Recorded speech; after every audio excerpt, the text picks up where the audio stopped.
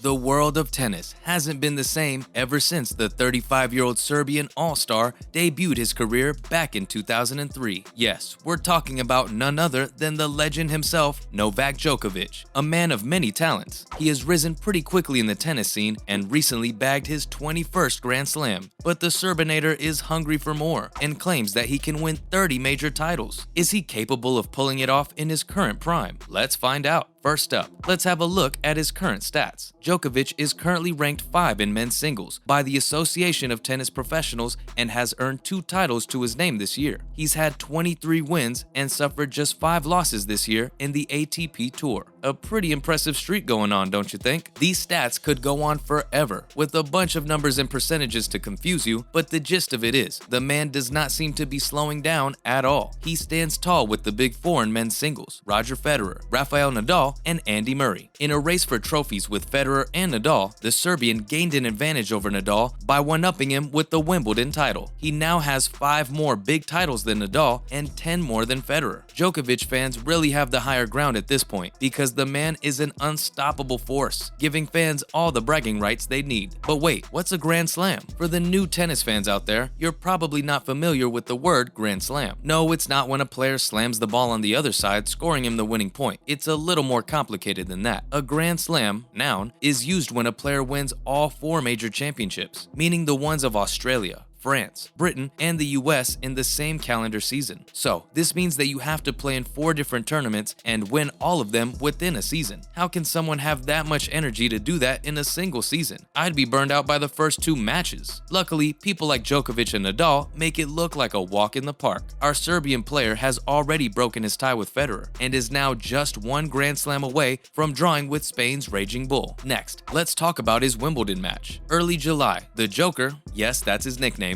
faced 27-year-old Nick Kyrgios in the grassy fields of London. Djokovic had to defend his 3-year-old streak in an exciting match that had everyone at the edge of their seats. This wasn't an easy win for the Serbian because he has been defeated by Kyrgios a bunch of times. After winning the match, Djokovic actually kneeled down, ripped a piece of grass from the court, and put it in his mouth. Talk about a taste of victory. This tournament has a special place in Joker's heart since he grew up watching it. The thing is, it's actually the first tournament he's ever seen that got him into tennis. Something as special as that definitely deserves a rather odd celebration. Let us know how the grass tasted. We're sure it wasn't what he was expecting, but defeat didn't spoil the good nature of Kyrgios. This was actually his first Grand Slam final, so the experience was pretty much worth it. In an interview after the match, he described the Serb as a bit of a god. He praised the winner and congratulated him on a tough match. Kyrgios ended the interview saying that he now wants a 2-week vacation. I would too if I played against a beast like that. Also, how has the season treated Djokovic? Yes, we've all had a hard time because of COVID, but it was even harder for sportsmen like Djokovic, who, due to personal opinions, refused to get the vaccine. Now, no one's judging or pointing fingers at anyone, but the player knew what would happen if he wouldn't take it. The Serb was denied permission to play in the French Open, and, in a turn of events, was deported from Australia earlier this year. You heard that right. The Joker himself had his visa cancelled by the government because of his status on the vaccine.